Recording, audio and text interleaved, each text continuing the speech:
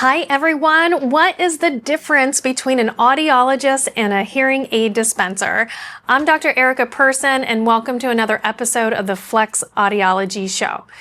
If you have ever searched and looked into hearing aids, you are going to notice that there are two type of professionals that can help you with hearing aids: audiologists and hearing aid dispensers. And it can get very confusing very fast because both can fit and program hearing aids. That's kind of what they're trained to do, but how they approach your care is totally different.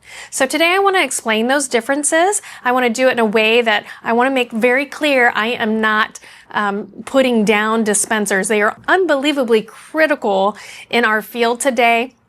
And even here at Flex Audiology, one of our assistants is currently training to be a hearing aid dispenser. So we are super excited for her to finish her training and come on board. So when I think of the difference between an audiologist and a dispenser, we're really looking at, I want to compare it to like a personal trainer versus a physical therapist. So both of those have professionals who are designed to help you move better, but one, specifically the physical therapist, can really help diagnose the problem and treat the bigger picture. They're going to look at you holistically, okay?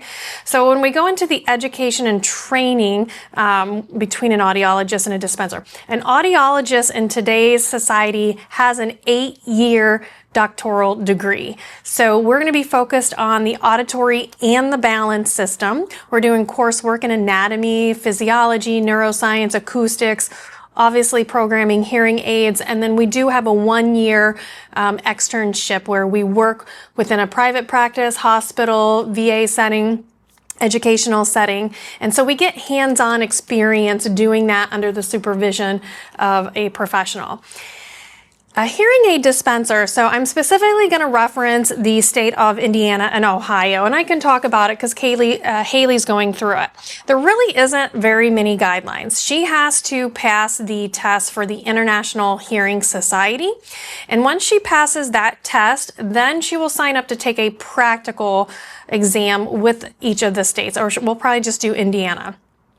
At that practical, she just has to prove that she can take an ear mold effectively, that she knows how to look in the ear to determine placement of certain things. She has to prove that she knows how to do a hearing test. Once she passes that practical exam and she has that pass of that International Hearing Society, she will be granted a license. She does not have to go to college. There are some states in the United States that do require a 2-year associate's degree or a degree in the hearing sciences for some of their dispensers. Indiana and Ohio is not one of those states. So I want to be super clear that it's not created equal with dispensers. Some states require a 1-year traineeship. Indiana used to, but they recently got rid of that guideline. So to become a hearing aid dispenser, you just have to pass the practical and the test portion.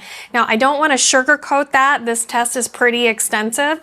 So for Haley, we're actually putting her through coursework to get her up to speed as she works alongside us with patients as well. And the really cool thing with Haley is that once she passes those exams, she's going to be in an office with an audiologist who will be able to help her triage more difficult cases, or if we do have a medical case, she can bring in the audiologist. So we're super proud of her and super excited for her to do that.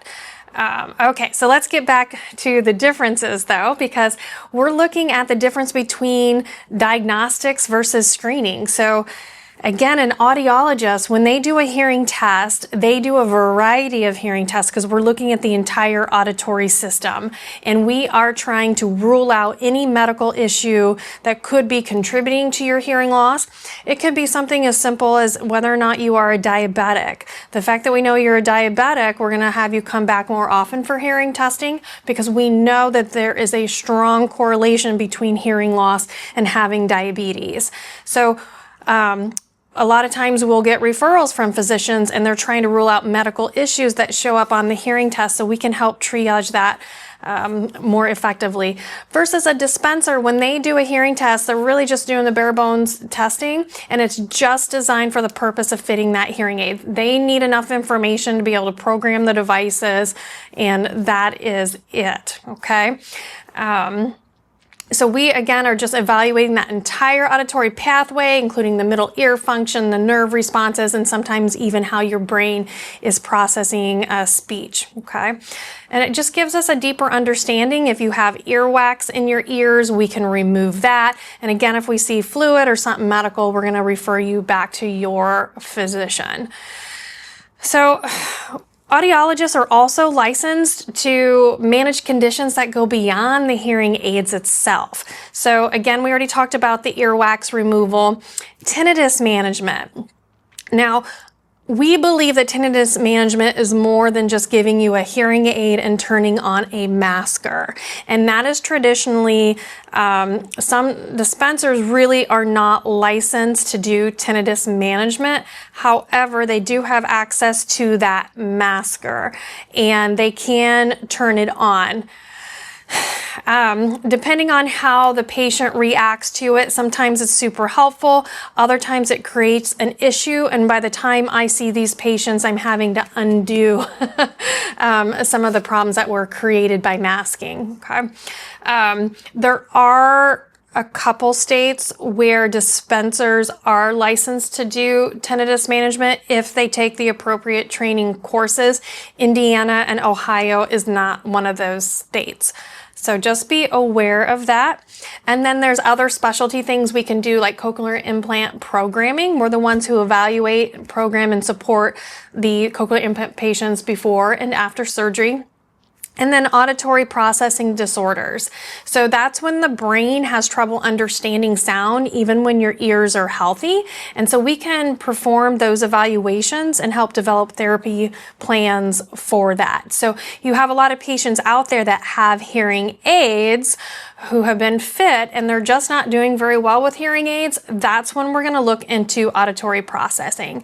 And then of course we are in charge of the hearing conservation programs in our industrial settings, occupational settings, educational settings. In the educational settings, we collaborate with children just to make sure that they're able to hear the content that those teachers are focused on. Dispensers, by and large, they're focused on just, again, the selection, the fitting, and the servicing of hearing aids for adults.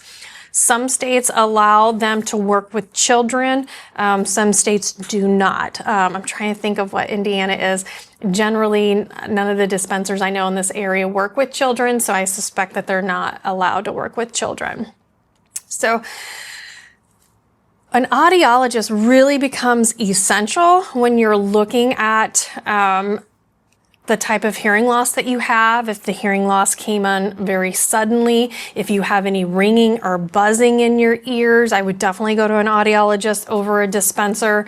If you feel like anything in your medical health history has been significant in the last year or two, that would make me want you to go see an audiologist. If you have hearing loss just in one ear, that I would encourage you to go see an audiologist versus going to see a dispenser. So at the end of the day, both audiologists and dispensers can help you with hearing aids. It's just how we approach it's going to be completely different. An audiologist is going to be talking usually a little bit more than about just hearing aids. We're going to be looking at some other therapy and rehabilitation things that we can do to help you get the best benefit out of your devices. So if you guys have any questions, reach out to me. I'd be happy to answer them. And again, they're both good. It's just depending on what kind of viewpoint you want to approach it. So hope you guys have a great day. Thank you.